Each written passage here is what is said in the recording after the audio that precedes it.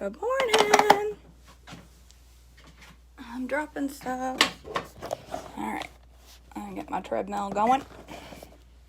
Alright, happy Monday. It's another week of success.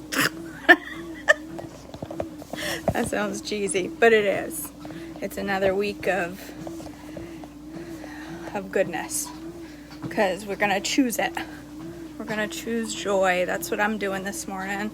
Choosing joy and big hair. Okay. Day 10. I think this is gonna be a short one. I suspect we're gonna be like, good morning, Karen. I expect we're gonna be like about 6 minutes this morning. That's okay. All right.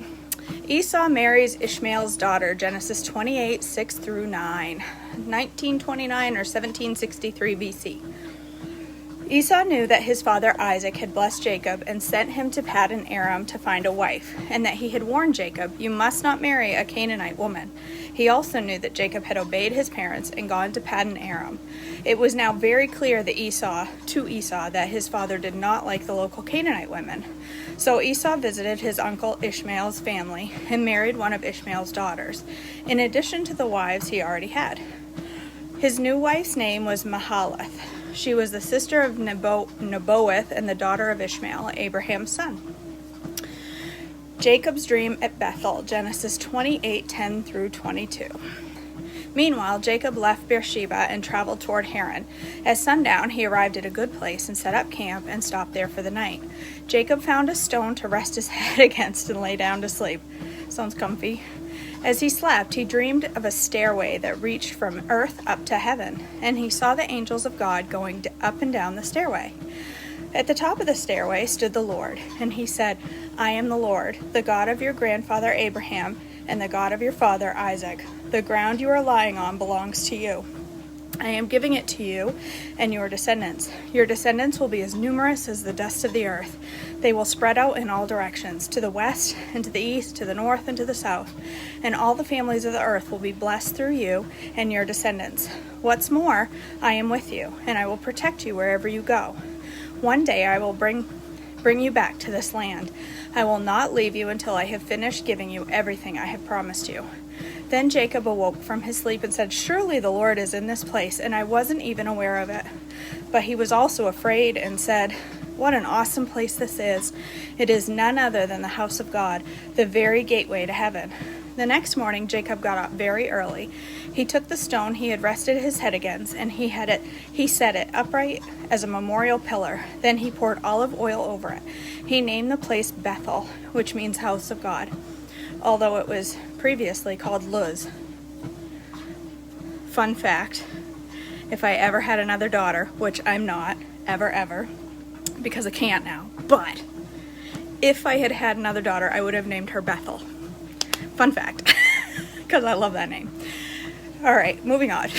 Then Jacob made this vow: "If God will indeed be with me and protect me on this journey, and if he will provide me with food and clothing, and if I return safely to my father's home, then the Lord will certainly be my God.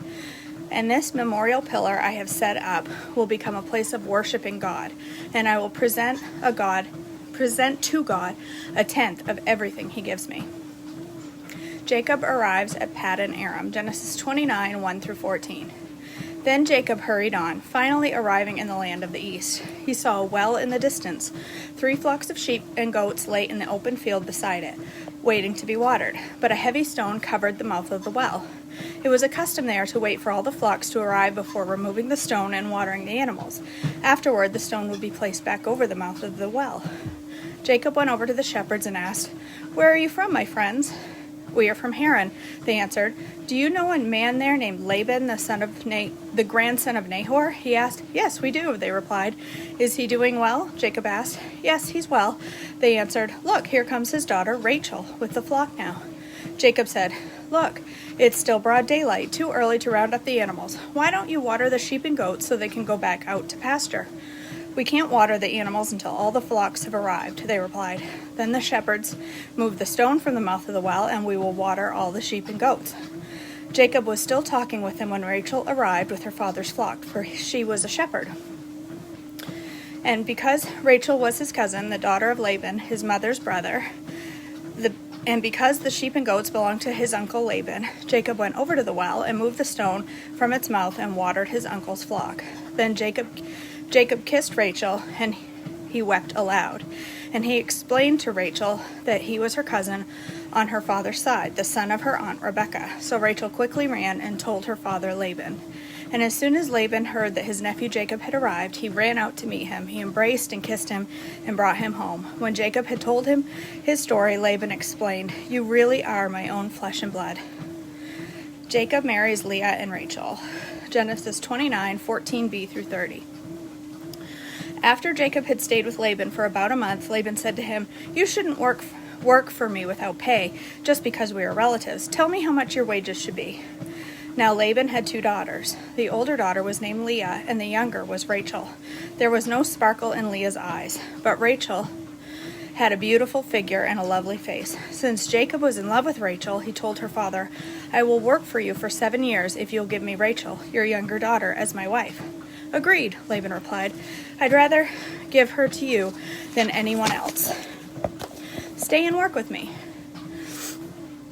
So Jacob worked 7 years to pay for Rachel, but his love for her was so strong that it seemed to him but a few days. Finally, the time came for him to marry her. "I have fulfilled my agreement," Jacob said to Laban. "Now give me my wife so I can sleep with her." So Laban invited everyone in the neighborhood and prepared a wedding feast. But that night, when it was dark, Laban took Leah to Jacob, and he slept with her. Laban had given Leah a servant, Zilpah, to be her maid. But when Jacob woke in the morning, it was Leah. "What have you done to me?" Jacob raged at Laban. "I worked 7 years for Rachel. Why have you tricked me?" "It's not our custom here to marry off a younger daughter ahead of the firstborn," Laban replied. "But wait until the bridal week is over, then we'll give you Rachel too, provided you promise to work another 7 years for me." So Jacob agreed to work 7 more years. A week after Jacob married Leah, Laban gave him Rachel too. Laban gave Rachel a servant, Bilhah, to be her maid. So Jacob slept with Rachel too, and he loved her much more than Leah. Poor Leah. He then stayed and worked for Laban the additional 7 years. Jacob's many children, Genesis 29:31 through 30:24. When the Lord saw that Leah was unloved, he enabled her to have children, but Rachel could not conceive. So Leah became pregnant and gave birth to a son. She named him Reuben, for she said, "The Lord has noticed my misery, and now my husband will love me." She soon became pregnant again and gave birth to another son. She named him Simeon, for the Lord said, "The Lord heard that I was unloved and has given me another son." Then she became pregnant with a third time and gave birth to another son.